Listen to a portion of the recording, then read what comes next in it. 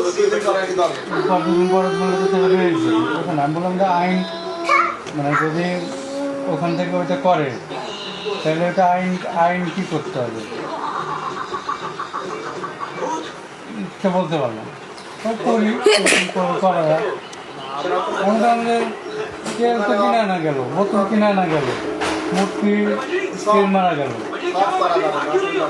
trade licence এটা করলেন একটা কোম্পানি করে নিলেন ট্রেড লাইসেন্স তো সিটি কর্পোরেশন লাইসেন্স ৩,০০০ টাকা লাগে করতে ওগুলো কোনো ঘটনা না কিন্তু সেটা বৈধ কিনা খোলা তেলের এক মর্যাদা আর তার এক মর্যাদা তো কোনো বাধা হওয়ার কথা না লোকজন তুমি সাইন করতে লাভ আছে বাল্টিটারে দেখা যায় রূপচাঁদা বা ব্র্যান্ড যেগুলো সেগুলো দাম দেয়